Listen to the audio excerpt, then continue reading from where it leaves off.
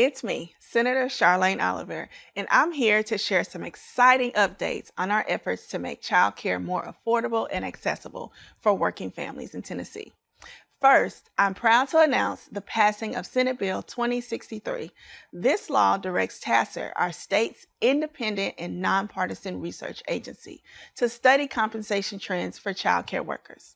This research is key because we know that childcare workers, the workforce behind the workforce, are severely underpaid, and it's causing a worker shortage and barriers to quality childcare all across our state. This study will also evaluate the primary idea behind my Senate Bill 1805. This legislation proposed changing our state's child care assistance program to a cost estimation model to better reimburse child care providers, ultimately improving the quality of child care centers across our state. Additionally, I was proud to co-sponsor Senate Bill 2066, a bipartisan bill which was signed into law and requires the installation of carbon monoxide alarms in every room of daycare facilities in Tennessee. This is a common sense safety standard to protect our kids from a silent but deadly chemical. The Department of Human Services is developing strategies to support the purchase of these alarms to minimize the financial burden on our child care providers. And now, I want to share with you two new measures that I'm super excited about. One notable advancement this year is a new option for parents who want to run for office. For many working families, running a campaign without a safe, affordable child care option for their children is just not feasible. Through Senate Bill 796, which I sponsored alongside Representative Jason Powell, we aim to make campaign funds available to use for qualified child care expenses. Although this bill did not pass, it prompted Tennessee campaign finance officials to consider the policy, and they have determined that dependent care costs incurred during campaign activities and while carrying out official duties are now permitted and therefore eligible for reimbursement under current TCA code. And this common sense solution is at no cost to taxpayers or the state.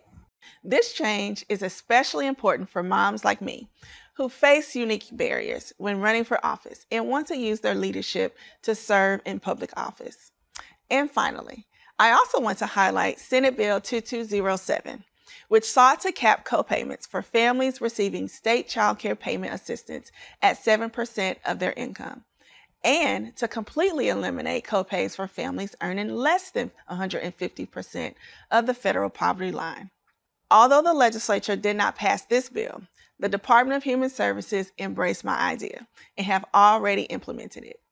As of June 1st of this year, the department reduced the copayments for parents from 7% to 5% for eligible families and completely waived copays for families below 150% of the federal poverty line. This change is now in effect, and families will receive new certificates to inform them of these updates. This is the change we need to lessen the cost burden for working Tennesseans. Over the past several years, the Department of Human Services has implemented several new strategies to support families approved for child care payment assistance. They've updated payment and reimbursement practices, new cost differentials for child care deserts, kids with disabilities, and infant and toddler care, and increased reimbursement rates. These are great improvements, but there is still more work to be done to end our child care crisis in Tennessee. With my youngest son entering kindergarten this fall, oh my gosh, I know all too well how important reliable child care is to working and middle-class families. And with the cost of living increasing in cities all across Tennessee, there are plenty of families who still need a hand up to make ends meet. Childcare and high-quality early learning should be a right for every family in Tennessee, not just the wealthy few. And I'm going to continue working with my colleagues to expand access across the state.